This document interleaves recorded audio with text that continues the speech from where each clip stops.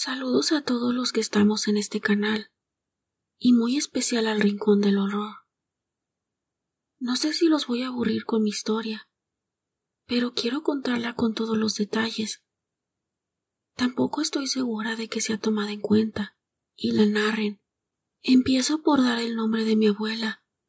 Se llamaba María Eugenia. Era la mamá de mi madre, que también se llamaba como mi abuela, pero le decíamos Genia. Esta historia me la contó mi madre, porque yo no tuve la fortuna de conocer a mi abuela. Mi madre fue la cuarta de 7 hermanos. Mi abuelo se llamaba Vidal, a quien tampoco conocí. La vida de mi abuela fue muy triste. Eso nos lo contó mi madre. Según le contó la abuela a ella, le tocó vivir una vida llena de pobreza, que lo único que tenía para comer era atole blanco, que es hecho con masa y agua, puesto al fuego para cocinar la masa.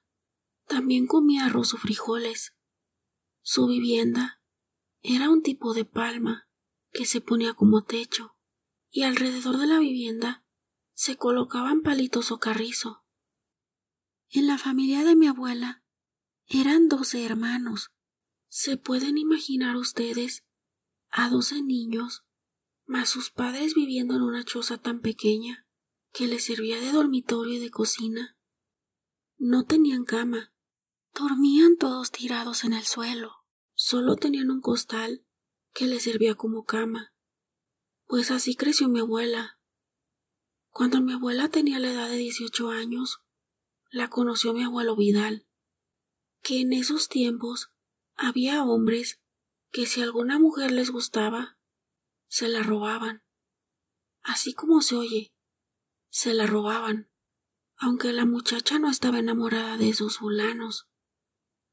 Se la llevaban por la fuerza, sin siquiera tener una relación de noviazgo. Y a mi abuela así le pasó. Mi abuelo Vidal se la robó por la fuerza. Se la llevó a vivir con él.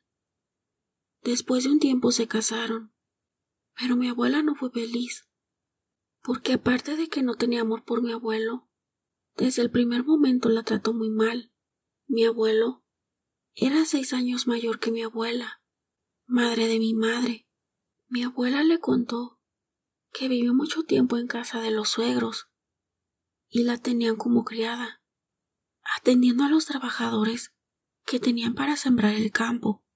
Así que aguantó a mi abuelo y a sus suegros. Mi abuelo se iba de parranda y no aparecía por su casa hasta por 15 días o un mes. Después de unos años de vivir con los suegros, por fin, mi abuelo y mi abuela se fueron a vivir a su propia casa. Pero fue una vida de maltrato, tanto para mi abuela como para los hijos, incluida mi madre. Mi abuelo fue un señor muy malo. Mi abuela, aparte de los quehaceres de la casa y de cuidar a sus hijos, se tenía que ir a trabajar al campo, a ayudarle a mi abuelo a sembrar el maíz. Una vez que el maíz estaba listo para cortarse, hasta en eso le ayudaba. A mi abuela no le tocaba nada de ese dinero. Mi abuelo se lo gastaba en parrandas y en mujeres. A mi abuela solo le tocaba el maíz que ocuparía para hacer sus tortillas, para darle de comer a mi abuelo y a sus hijos. Cuando mi abuelo llegaba borracho, le pegaba a mi abuela. Mi mamá, que ya estaba grandecita, recordaba muy bien cómo llegaba su papá y pateaba a su mamá, y sus hermanos y ella se arrinconaban asustados a llorar. A mi abuelo no le importaba que sus hijos se asustaran.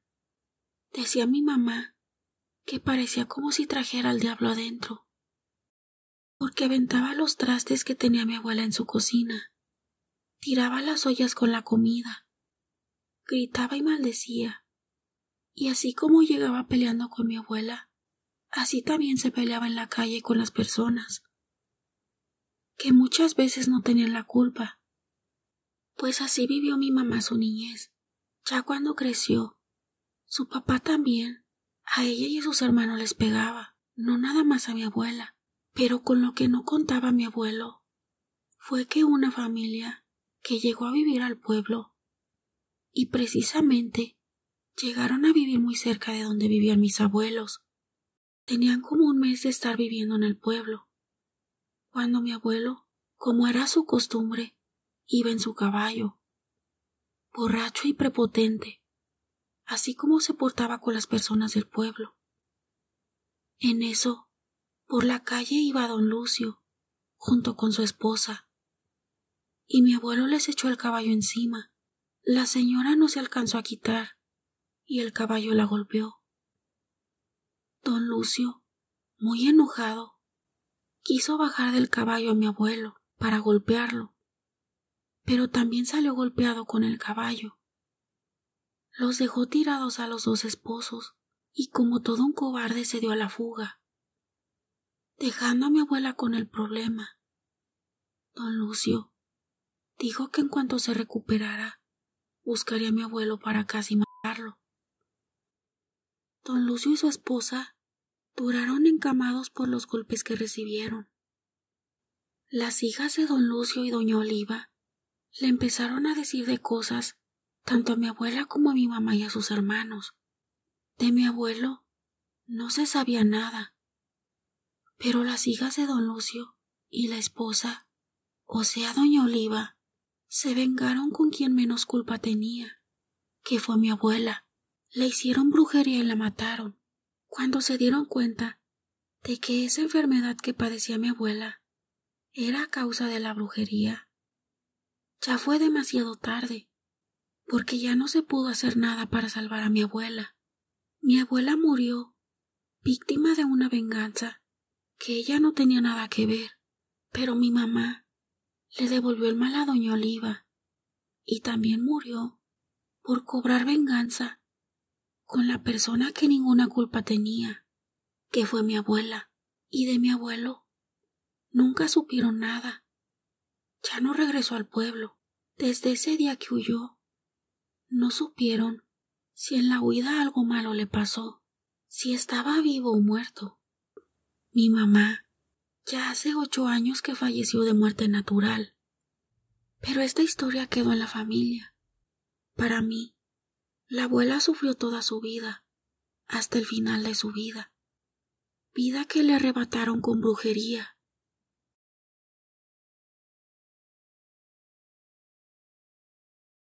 Les voy a platicar una experiencia paranormal que me pasó con mi hija. Ella tiene 5 años. Mi hija nació el mismo día en el que mi mamá falleció. Mi mamá tuvo un accidente cuando iba de camino al hospital, porque mi esposa iba a dar a luz a nuestra hija.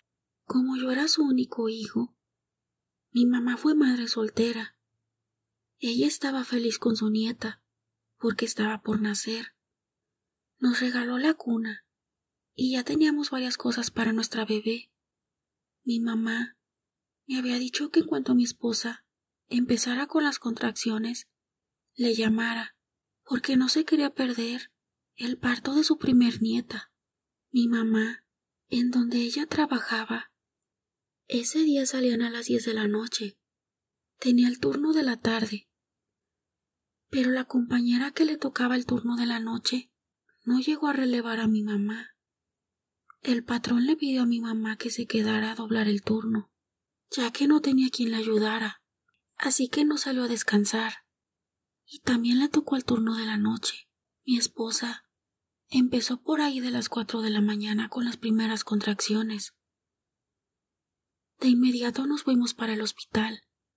Yo ya estando en el hospital, le hablé a mi mamá para decirle que ya estábamos en el hospital, pero que no quería que saliendo del trabajo se viniera al hospital, porque estaba desvelada y cansada. Le pedí que primero fuera para su casa y descansara, ya que el hospital le quedaba lejos de su trabajo. Mi mamá terminaba su turno a las 5 de la mañana y no me hizo caso. Se fue manejando cansada y desvelada, con 2 turnos trabajados. Ya en la carretera, no sé qué le pasó, pero en una curva se fue al barranco y perdió la vida. No conoció a su nieta. Y el día más feliz se convirtió en el más triste para mí, porque el día que nació mi hija, perdí a mi mamá. Y lo demás no se los platico, pero se imaginarán, por todo lo que tuve que pasar. Bueno, pero hace unos meses mi hija cumplió 5 años y le festejamos con una pequeña fiesta. Se terminó la fiesta y mi hija empezó a abrir sus regalos. De repente se quedó mirando un punto con una sonrisa. Le pregunté, ¿qué estás mirando? Y me contestó, ahí en el sillón está sentada mi abuelita y se está riendo conmigo. Yo volteé a ver el sillón que me señaló, pero no vi nada. Pero mi hija seguía sonriendo, como si en verdad estaba viendo a alguien. Mi hija no conoció a mi mamá, solo en fotos que tenía yo guardadas. Su único recuerdo. Antes de despedirme, me gustaría mandar saludos para Silvia Arellano, que nos escucha desde North Hollywood, California. Para Annie Palma, que nos sigue desde Venezuela. Para Raquel López, a quien le deseamos un feliz cumpleaños. Muchas felicidades. Para ERCM, que nos escucha desde Tlaxcala. Para Paula Pacheco, que nos sigue desde Monterrey. Para Elena de la Cruz y para sus hijos José Daniel e Isaac Nazaret. No sabemos desde dónde nos escuchan, pero les mandamos un fuerte abrazo. Para Abby MTZ, que nos escucha desde Querétaro. Para Marcela Tomás, que nos sigue desde Costa Rica. Para Ana María Romero, que nos escucha desde Medellín, Colombia. Para Cristian Araman, que nos sigue desde Brasil. Para Guadalupe Santamarina, que nos escucha desde Louisville, Texas. Para Antonio Casillas, que nos escucha desde West Colorado. A todos y cada uno de ustedes les agradezco mucho por el apoyo. Les mando un fuerte abrazo. Por ahora me despido y nos vemos en el próximo video.